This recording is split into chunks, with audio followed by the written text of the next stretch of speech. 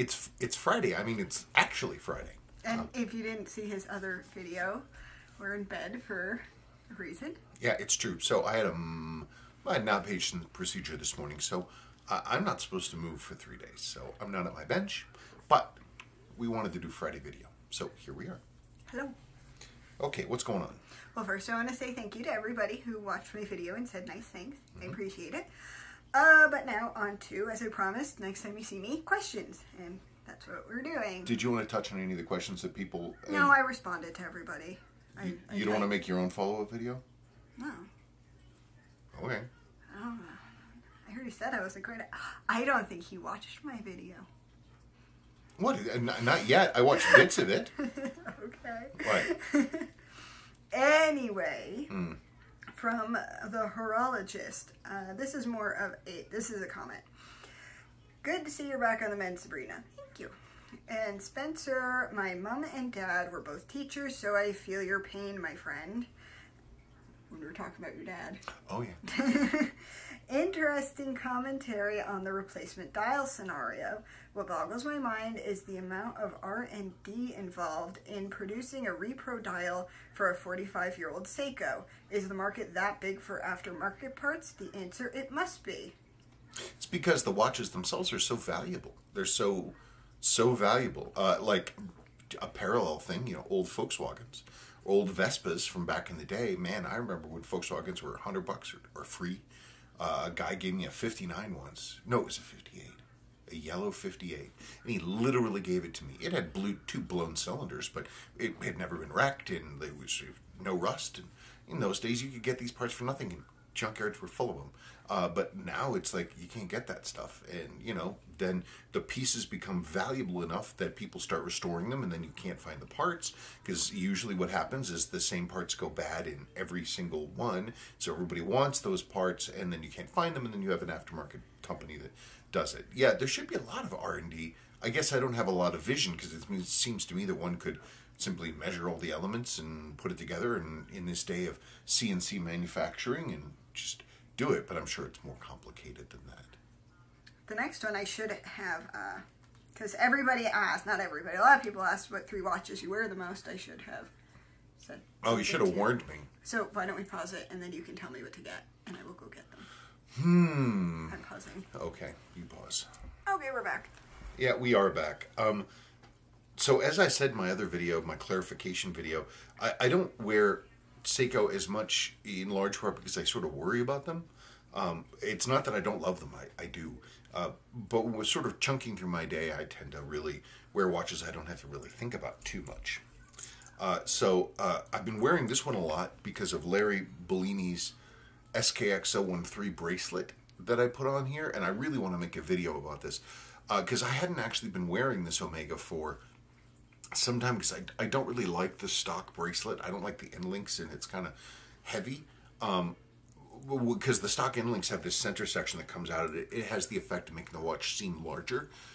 Larry's bracelet for the SKX013, it's this bracelet here, I was able to easily modify the end links to drop right in to this watch. And the nice thing is they drop straight off the edge. And the top of the end links match up perfectly with this slope here. It's just, it's a great thing. He had sent it to me to try it actually on my Marine Master, and I got it conflated in my head for some reason, and I tried it on this, and because it didn't occur to me that it wouldn't work, it worked. And so I wear this one actually. It's really pleasant. This bracelet works so well with this watch. It's so cool. So I wear that one. I do wear, this is my gym watch. This is my SUN 019. And I wear this one a lot. I like it. I mean, it's big, but it's a nice, big, chunky visual watch. And I like the dial elements and the balance. It's really good. And I've worn this watch a lot. Ooh, it's dirty. Goodness gracious, how'd that happen? You wear it to the gym. I also wore it when I was working on the deck. Oh. I wore this one actually doing construction, so that's pretty good. So I wear this one a lot. It's a nice watch, and I don't have to really worry about it. And it just does its job. It is getting a little beat up, though, so I feel badly about that. Another one I tend to wear a whole lot, because, again, I don't have to really think about it too much, is this 16610. It's from 2004. It got serviced by Rolex in Indonesia last year, I believe in Jakarta. And I have all the box and the paperwork and everything else for it. And I got this for a very decent price, especially considering that between the time that I got this and now, prices on subs have gotten even higher, which is nuts. But it's a very nice watch. It's accurate to a few seconds a day, which I really like. And I just think those are really the three that I wear the most. I have another watch that I wear, and it's a complete Franken. It's like her watch. It's a total Franken. It's 551, and it's nominally a 5513, but I built it completely out of parts. It's hot rodded and has all kinds of different stuff. But really, these are the ones that I wear. That one especially because it's nice. It's legible. It's clear. I don't have to worry about it at all. It's accurate. It tells me the date. It's nice. And it's not like I'm showing off. I never leave the house. I wear it to wear it. So that's it. Hang on.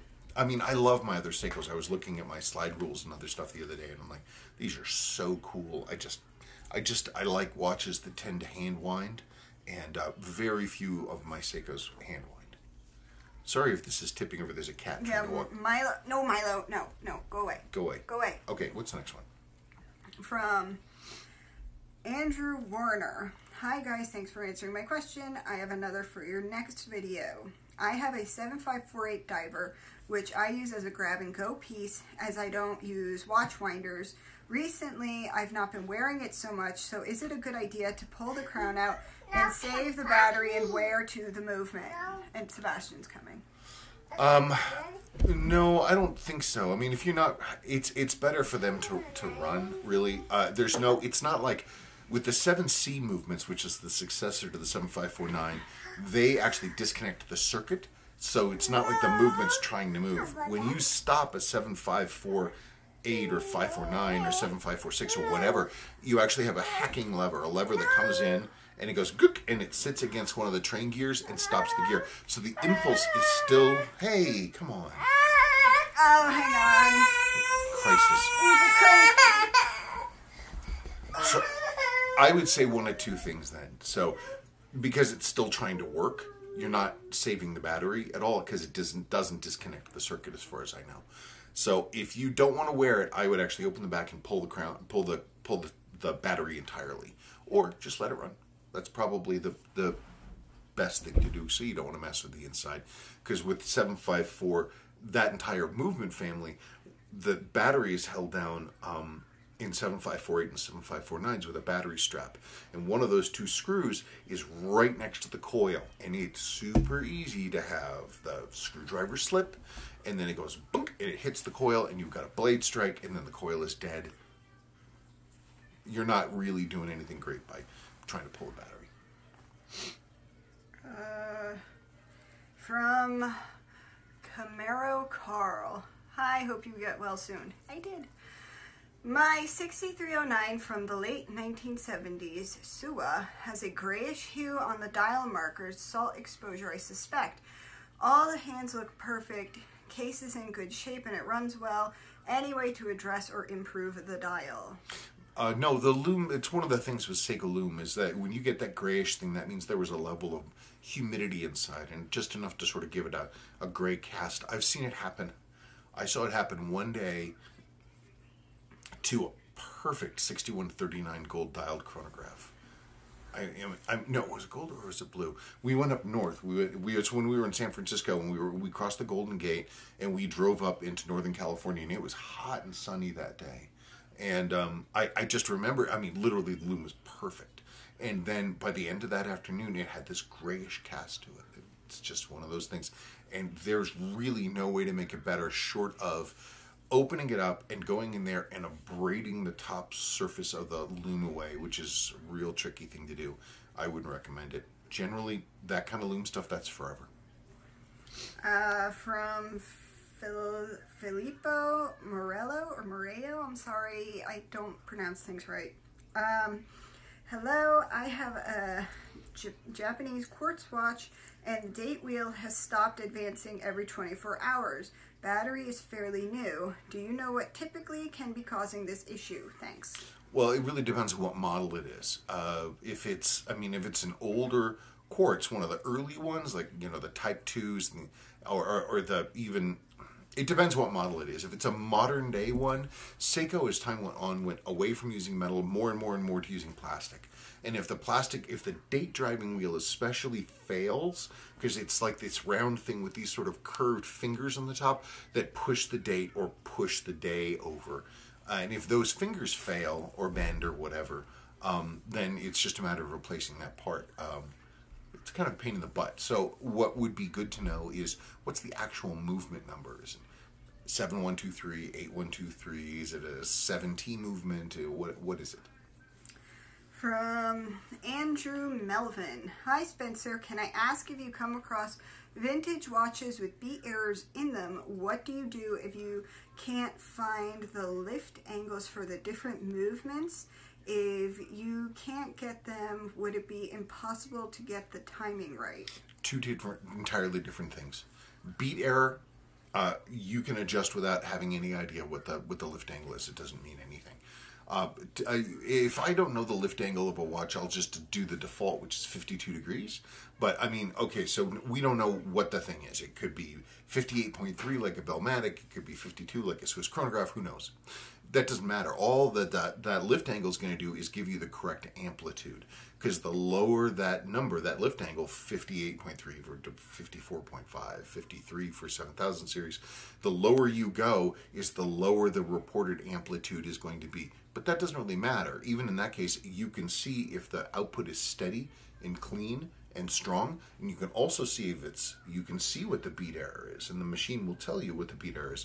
And it doesn't matter what the amplitude is, you can sit there and you can adjust the arm and to bring those lines into adjustment, and that's all good. From Bruno F. Hi, what can you tell about pin lever Swiss movements? Nothing. Okay. Sorry. Don't know a thing about them. Oh, alright. I know they're cheap, or cheaper, I think. Anyway, that's it. So then you don't know. I don't know anything. From Time and Money, this was on your follow-up video. Thank you for your clarification. A watch enthusiast need to know more than a brand in order to compare and know the difference between in-house and the others, ETA. Many Swiss brands use ETA, and that's fine. For example, Paneria? Paneri? I don't know. It looks like Panera to me with an I. I haven't had Panera for years. No, we haven't. But it's because it's really fattening, and yeah. I don't go there. I remember, actually, the last time we had it, I don't think it was that good. No. And wasn't Sadie having another freaking meltdown? She was the baby. That's how long ago it was. She hated going to that kind of stuff. Anyway. Anyway.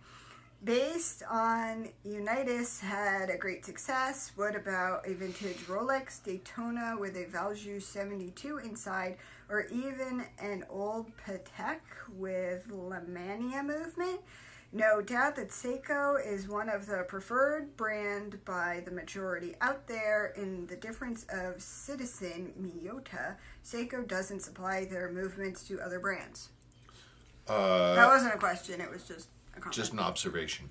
Yeah, it's one of those things, but I think the core thing that you said is correct. I mean, you have people, I see this on all the message boards I go into, especially like Facebook groups, and you see the ubiquitous posts of, hey guys, I'm just getting into watches. And these people, they're new to it, and they want to make the right choice, they want to make the right decision, but there's so much to know, and there's so much that needs to be learned, and it's a matter, you gotta do your own crazy research. You gotta do your stuff to the point that you know what you want, and you know what good looks like, and to be able to make an educated decision. That's an easy thing to say. It's a hard thing to do. It takes time. Again, one of the things that comes as a benefit of saying, well, I'm more concerned about having a movement I don't need to worry about.